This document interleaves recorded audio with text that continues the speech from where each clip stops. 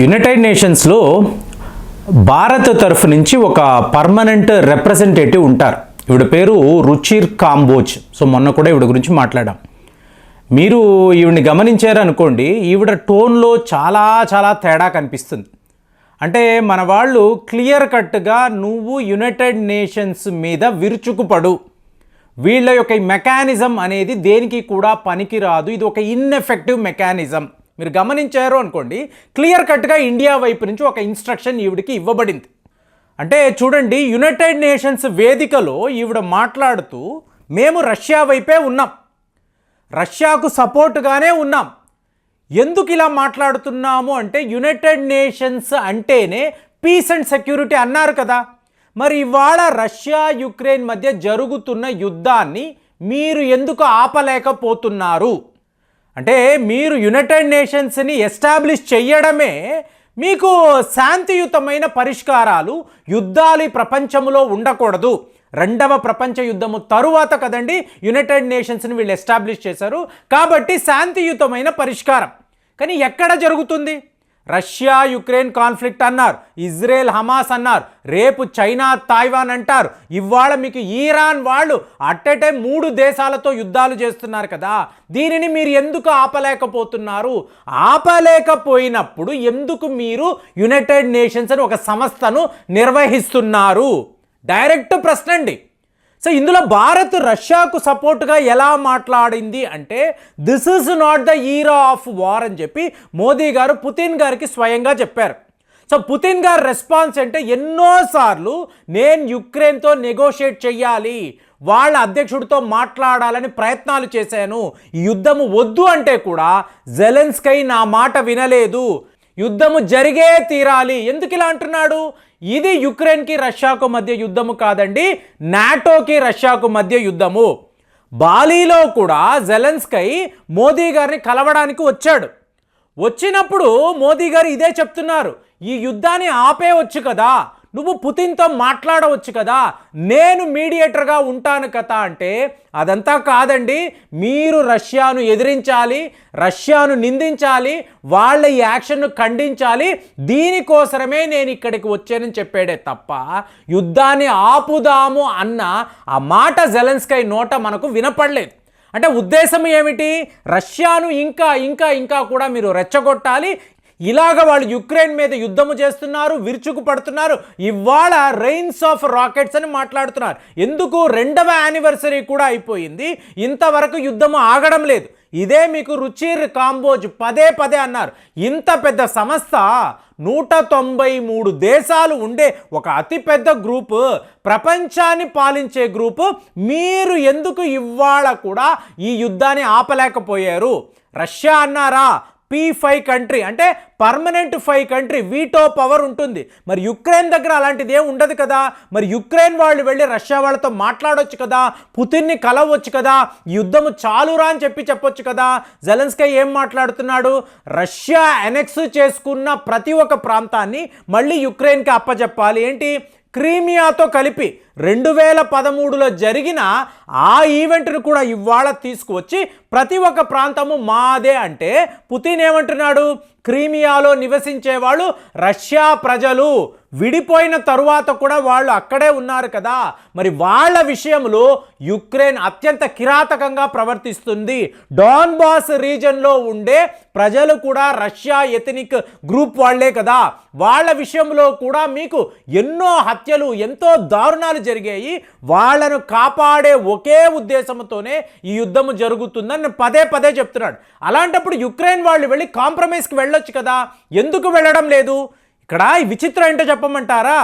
United nations అనబడే ఈ platform ఉంది చూసారా, ఇది అమెరికా యొక్క డామినేషన్ కోసం వీళ్ళు ఏర్పాటు చేశారండి. అంటే అమెరికాకు సంబంధించిన మిత్ర దేశాలు ప్లస్ చైనా, రష్యా, సో ఇలాంటి ఒక ఒప్పందానికి వాళ్ళు వచ్చారు. ఇందులో ప్రాథమిక లక్ష్యం ఏంటంటే పీస్ అండ్ సెక్యూరిటీ. అంటే ఒక దేశము తన సరిహద్దులను కాపాడుకోవడానికి, అంటే తన టెరిటోరియల్ ఇంటిగ్రిటీ అనండి, సావర్నిటీ అనండి, దీనిని కాపాడుకోవడం కోసము యునైటెడ్ నేషన్స్ వేదికను వీళ్ళు ఆశ్రయిస్తారు. కానీ ఇవాళ ఏం జరిగిందండి? రష్యా యుద్ధమే తన టెరిటోరియల్ ఇంటిగ్రిటీ కోసమే, తన సరిహద్దులను నాటో నుంచి కాపాడుకోవడం కోసమే ఈ యుద్ధము చేస్తుంది. ఇది అందరికీ తెలుసు. నాటో అనబడే గ్రూప్ యుక్రెయిన్ దాకా వెళ్ళకపోతే ఈ యుద్ధమే లేదు కదా. కానీ ఇదంతా ఎవరు చేస్తారు? అమెరికా వాడు చేస్తాడు. ఐక్యరాజ్య సమితి అని చెప్పి ఇలాంటి ఒక ఎస్టాబ్లిష్మెంట్ ఉండాలని అమెరికా వాడే చెప్తాడు. ఎందుకు అంటే పీస్ అండ్ సెక్యూరిటీ అంటాడు. మళ్ళీ ప్రతి ఒక్క యుద్ధంలో చూడండి, ఎక్కడ ప్రపంచంలో ఎక్కడ ఏ యుద్ధం జరిగినా దానికి ఒకే కారణము అమెరికానే. అంటే వాడికి అనుకూలంగా మీ అందరికీ రూల్స్, నాకు ఈ రూల్స్ అనేవి ఉండవు. నేను king of the countries, I am the world police, నేను చెప్తున్నట్టే ప్రపంచము నడుచుకోవాలి. ఈ ఉద్దేశంతోనే ఇలాంటి ప్రక్రియలు, ఇలాంటి యుద్ధాలు ఇవన్నీ అమెరికా వాడే చేయిస్తాడు. కానీ చూడండి ఫ్రెండ్స్, ఎంత విచిత్రమో. మీకు రుచిర్ కాంబోజ్ ఇలాగ డైరెక్ట్గా యునైటెడ్ నేషన్స్ని నిందించింది, నిలదీసింది. ఈ యుద్ధాన్ని మీరు ఎందుకు ఆపలేకపోతున్నారు? మీరు రష్యాను ప్రశ్నించడం కాదు, యుక్రెయిన్ని ప్రశ్నించండి. యుక్రెయిన్ వెళ్ళి రష్యా వాళ్ళతో నెగోషియేట్ చేయమనండి, మేము మీడియేషన్ చేస్తాము. ఇది కూడా మనం మాట్లాడాం. కానీ వెంటనే మీకు వెర్షన్ ఏంటి? బాబోయ్, భారత్ రష్యాకు ఇంత ఓపెన్గా సపోర్ట్గా మాట్లాడుతుందా? మేము ఇన్నిన్ని శాంక్షన్స్ విధించి ఉన్నాము, ఇన్నిన్ని రెస్ట్రిక్షన్స్ విధించి ఉన్నాము, అయినా కూడా భారత్ రష్యాకు సపోర్ట్గా ఉంది. ఇది చాలా చాలా దారుణం అని చెప్పి ఇవాళ కథనాలు వస్తున్నాయి. కానీ ఫ్రెండ్స్ చూడండి, జాన్ కెర్బీ అని చెప్పి ఇతను అమెరికాకు సంబంధించిన నేషనల్ సెక్యూరిటీ కౌన్సిల్ యొక్క స్పోక్స్ పర్సన్. ఇతను మాట్లాడుతున్నాడు, రష్యా ఖచ్చితంగా యుద్ధాన్ని గెలుస్తుంది. ఎవిడివికా అనబడే ప్రాంతము కూడా ఇవాళ రష్యా చేతికి అంటే వాళ్ళు ఆగడము లేదండి. వాళ్ళు ఇంకా ఇంకా ఇంకా ఎన్నో ప్రాంతాలను ఆక్రమించుకోవడానికి ప్రయత్నాలు చేస్తున్నారు. అంటే 100% ఈ యుద్ధములో రష్యానే గెలుస్తుంది, యుక్రెయిన్ ఓడిపోయే సిచ్యువేషన్లో ఉంది. ఎందుకు? పలానా ప్రాంతము రష్యా వాళ్ళు స్వాధీనము చేసుకుంటున్నారు, ఆక్రమించుకుంటున్నారు. కాబట్టి ఇది రష్యా విజయం. ఎవరు? జాన్ కెర్బీ. ఇతను అమెరికాలో కూర్చొని మాట్లాడాడు. తర్వాత ఇంకొక వ్యక్తి ఎవరు? అమెరికా యొక్క ఆర్మీ చీఫ్, ఇతన్నే జనరల్ జార్జ్ అంటారు. ఇతను మాట్లాడుతున్నాడు, రష్యాను మీరు అండర్ ఎస్టిమేట్ చేయకూడదండి. మీకు ఎలక్ట్రానిక్ వార్ఫేర్ అనండి, డ్రోన్లు అనండి, అమ్యునిషన్ అనండి, వాళ్ళ ఇండస్ట్రీ ఎంత స్ట్రాంగ్గా ఉందంటే విత్-ఇన్ డేస్ వాళ్ళు కొత్త కొత్త ఆయుధాలు, బాంబులు తయారు చేసుకొచ్చి యుక్రెయిన్ మీద విరుచుకుపడుతున్నారు. కాబట్టి అంతిమ విజయము రష్యాకే చెందొచ్చు. వాళ్ళ ఆర్మీ వాళ్ళు అద్భుతమైన ప్రదర్శన కనబరిచారు. Moscow has done really well. So ఇదంతా ఎవరు మాట్లాడుతున్నారు? అమెరికా యొక్క ఆర్మీ చీఫ్ జనరల్ జార్జ్.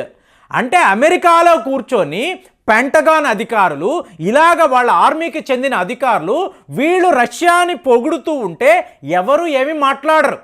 అదే భారత్ యుద్ధాన్ని ఆపండి, రష్యాతో మేము మాట్లాడతాము, యుక్రెయిన్ నెగోసియేషన్స్కి వెళ్ళమనండి అంటే మనము రష్యాని ఇంత ఓపెన్గా సపోర్ట్ చేస్తున్నాము, యునైటెడ్ నేషన్స్ వేదికలో రష్యా వైపు మేము ఉన్నామని చెప్పి ఇంత ఓపెన్గా చెప్తున్నారా? మీ మీద కూడా ఆంక్షలు విధించే ప్రయత్నాలు చేస్తామని చెప్పి ఇవాళ అమెరికా, యూరోప్ యూనియన్కి చెందిన ఈ దేశాలు మాట్లాడుతున్నారంటే వాళ్ళు ఏమైనా మాట్లాడొచ్చు, ఎవ్వరు ఏమి అడగకూడదు. అబ్బా ఎంత ట్రాన్స్పరెన్సీ అండి, నువ్వు నీ శత్రువుని కూడా పొగిడే గొప్ప దేశము, నీ అధికారులు చాలా గొప్పవాళ్ళని చెప్పి మనం అనుకోవాలి. మనము యుద్ధాన్ని ఆపండ్రా బాబు అని చెప్పి అడిగితే మనము రష్యాకు సపోర్ట్గా ఉన్నాము అని చెప్పి మన మీద కూడా ఆంక్షలు విధించడానికి శాంక్షన్స్ అంటూ ఇవాళ వీళ్ళందరూ బయలుదేరారు అనుకోండి. వీళ్ళ హిపోక్రసీ ఎంత దారుణంగా ఉంటుందంటే ఇవాళ టార్గెట్ అంతా కూడా ఇండియా, భారత్ను ఆపాలి. ఎలా ఆపాలి? దానికి కావలసిన ప్లానింగ్ ఏంటి? మన అందరము కలిసి ఈ పని చెయ్యాలి అని చెప్పి అమెరికా వాడు, యూరోప్ యూనియన్ వాళ్ళు కంకణము కట్టుకొని ఉన్నారండి. ప్రతి ఒక్క రిపోర్ట్ భారత్కి వ్యతిరేకంగానే వస్తుంది. మనము ఎక్కడ తగ్గడం లేదు, ఎదురుదాడి అంటున్నాం, కౌంటర్ అటాక్ అంటున్నాం. ఇలా వీళ్ళని మనము 100% ఎదుర్కొంటున్నాము. మరి రష్యా స్నేహాన్ని యునైటెడ్ నేషన్స్ వేదికలో మనం ఓపెన్గా చెప్పడము మీరు ఎలా చూస్తున్నారు?